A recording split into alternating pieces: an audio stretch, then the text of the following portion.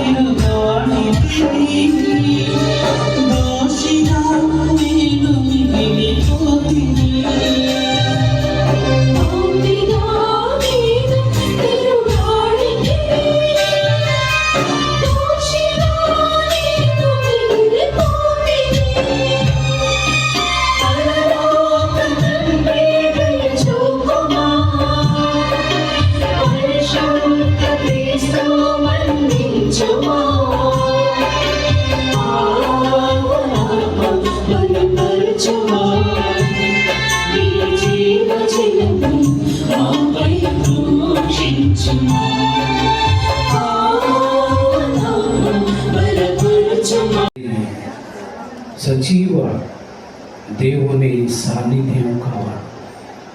దేవుడు మనతో మాట్లాడేటువంటి ఒక సమావేశ స్థలము కావాలి. దేవుడు ఈ మందిరంలో మనతో ముచ్చరించేటువంటి ఒక పవిత్రమైనటువంటి ఒక స్వర్గ సీమలాగా మనకు ఇది ఎంచబడ మనకు అది ఆ విధముగా దేవుని యొక్క దీవెనలతో నింపబడాలి. ప్రియ సహోదరి సహోదరుల, మనమందరము మానవ మాత్రుడు, ప్రతినిత్యము పొరపాటు చేస్తూ ఉన్నటువంటి వాళ్ళు కాబట్టి పాపపు వ్యాధులకు కూడా చికిత్స లభించేటువంటి ఒక హాస్పిటల్ లేదా ఒక చిన్న ఏమంటారు ఊర్లలో ఉన్నటువంటివి ఆర్ఎంపీ క్లినిక్స్, ఒక ప్రాథమిక ఆరోగ్య కేంద్రముగా ఈ యొక్క ఆలయం మనకి ఆ విధముగా తీర్చిదిద్దబడాలి. పరమాత్ముని యొక్క వైద్యశాల మాదిరిగా మనం గుర్తించాలి. కావున ప్రియ సహోదరి సహోదరులారా, ఈనాడు దేవుడు ఈ యొక్క ఆలయాన్ని ప్రతిష్ఠ చేశారు, దీవించారు. పరలోకంలో ఉన్నటువంటి తండ్రి దేవుడు, కుమార దేవుడు, ఆత్మదేవుడు ముగ్గురు కలిసి ఈ ఆలయాన్ని ప్రతిష్ఠ చేశారు. కాబట్టి మనం ఈ ఆలయంలోనికి వచ్చినప్పుడు కన్నీటితో మొరబెట్టి ప్రాయచిత్తం చేసుకునే కరుణామయుని ఈ మందిరంలో ఆయనను ఎంతో గొప్పగా ఆరాధించుకొని ప్రార్థించుకోవాలి. అందుకే ప్రతినిత్యం మనం గుడికి రావాలి అని మనం గుర్తించుకోవాలి. వినయ విధేయతలు సకల సద్గుణాలు మనకు నేర్పించేటువంటి ఒక శిక్షణ ఆలయముగా ఈ యొక్క దేవాలయం మనకి మిగిలిపోవాలి. కాబట్టి ఇప్పటి వరకు మనం ఏదో పాత ఆలయంలో ప్రార్థనలు చదువుకున్నాము. ఈనాటి నుండి నూతనముగా నిర్మించబడినటువంటి ఆలయం నిజముగా ఎంతో సుందరముగా తీర్చిదిద్దబడింది. ఈ సుందరమైనటువంటి ఆలయంలో ఈనాటి నుండి మనం ఎప్పుడు కూడా ప్రార్థించుకోవడానికి అనుకూలమైనటువంటి స్థలం కావాలి. అందరూ ఒకటిగా కలిసిమెలిసి జీవించేటువంటి ఒక ఐక్యత కూటమి మాదిరిగా మనము క్రైస్తవ సంఘముగా జీవించాలి అన్నటువంటిది మనం మదిలో పెట్టుకోవాలి. దివ్యబలి పూజ ఎల్లప్పుడూ కూడా మనకు అటువంటి దివ్యమైనటువంటి ఆహారాన్ని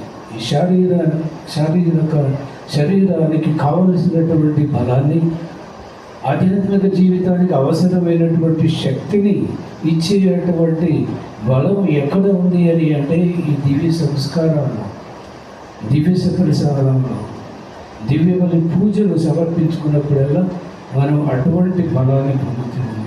ఆత్మ సంతృప్తి చెందుతుంది, ఆత్మ అభివృద్ధి అనేటువంటిది మనకు లభిస్తుంది. ప్రియ సహోదరి సహోదరుల, అందుకే ఈ గ్రామానికి వెళ్ళినా, ఏ దేశానికి వెళ్ళినా, ఎక్కడికి వెళ్ళినా ప్రతి మతంలో దేవుని ఆరాధించడానికి దేవాలయాలు ఉన్నాయి.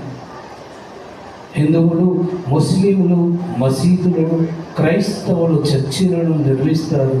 వీటిని ఎంతో నిర్మలముగా, పవిత్రముగా ఉంచుకోవడానికి ప్రయత్నం చేస్తాం.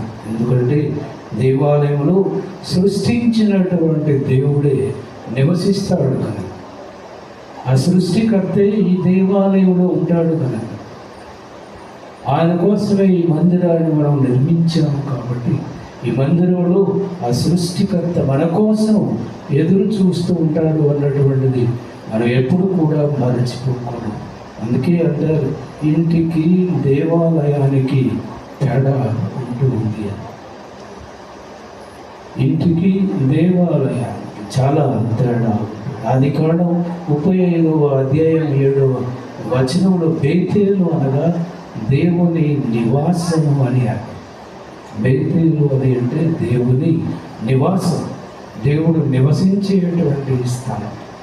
మనకు కనిపించదు కానీ ఆయన మనకు ఆశీర్వాదం దయచేస్తాడు, దీవెనలు అందిస్తాడు. మనకు కావలసినటువంటి అనుగ్రహాలను ఆయన మనందరికీ ఇస్తాడు. బేతేలు అనే స్థలంలో దేవుడు యాకోబును ప్రత్యక్షమయ్యాడు.